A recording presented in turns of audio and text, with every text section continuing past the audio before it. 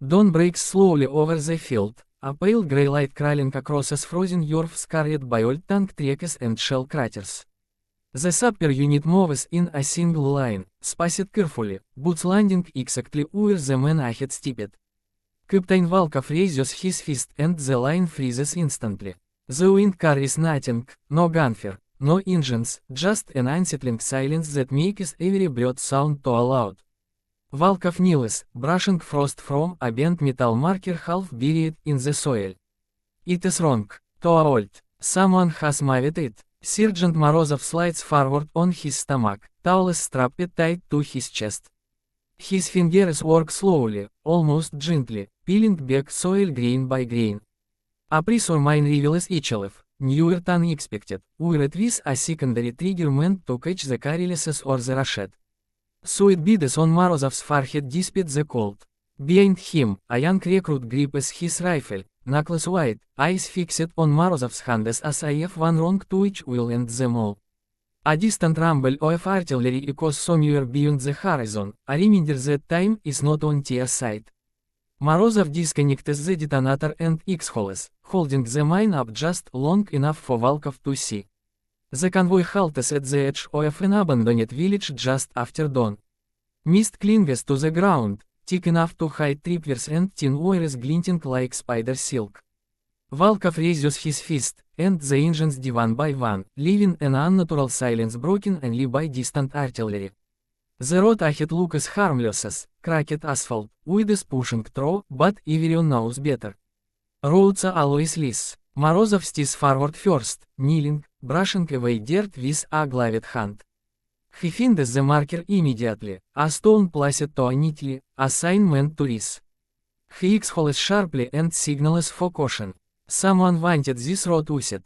That makes it dangerous. The team fans out, metal detectors humming low, each sound spike tightening nerves. Sweat runs down backs despite the cold. A rookie freezes when his detector screams. Morozov slides beside him, voice calm, almost gentle, guiding his hands away. Beneath the surface lies a pressure mine wired to a secondary charge, designed to kill the man who comes to help. As Morozov works, a sniper round creaks somewhere far off, not close enough to hit, close enough to remind them to watch it. No one fires back. One wrong movement here would set off everything. The mine comes free, lifted like a venomous animal, and placed in a blast container. Relief lasts seconds. Another signal, 10 another. The road is layered, old mines buried deep, newer ones placed shallow, some connected by wires running into the ruins. This isn't a field, it is a message. Volkov orders a pause. Through binoculars, he sees children's driving still stuck to a wall inside a collapsed house. Bright colors, sun and trees, painted before the mines come. Clearness resumes slower now, every meter earned inch by inch. By the time the road is declared passable, the sun is high, the mist gone, and exhaustion has already set in. Behind them, the village remains silent, cleared but still deadly, waiting for whoever dares to return. Night falls fast, swallowing the cleared road in darknesses. The unit digs in on the edge of a field they marked safe hours earlier, but no one sleeps easily. Mines don't respect time, they wait. A cold wind drags the smell of burnt metal across the camp, and somewhere in the distance a flare blooms, briefly turning the land white. Just before midnight, a dull explosion rolls across the ground, not close, but close enough to rattle it. The radio crackles with a broken transmission from a neighboring unit. A vehicle hits something that shouldn't have been there. Volkov is on his feet instantly. Pulling on his helmet, already issuing orders. The cleared path is the only way in. If it failed, everything failed. They move out under minimal light, boots landing exactly where they stepped before. Morozov leads, scanning for disturbances, fresh soil, shifted stones, anything wrong. Halfway down the road he stops. The marker they placed earlier is gone. Not knocked over, removed. Someone has been here. A new wire appears in his torch beam, thinner than higher, stretched low and cruelly precise. The mine beneath it is unfamiliar, modern, armed recently.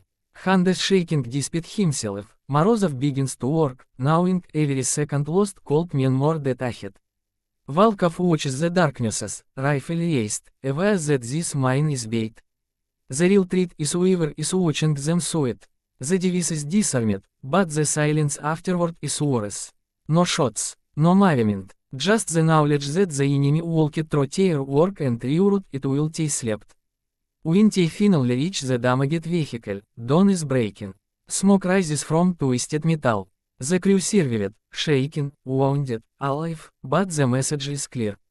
As they pull back, Morozov looks at the ground he trusted Horace earlier and realizes the battlefield is alive, learning, adapting. Volkov marks the map with a slow hand. This war isn't just about clearing mines anymore. It is about fighting an enemy that hides beneath their feet, patient and relentless, waiting for the smallest mistake.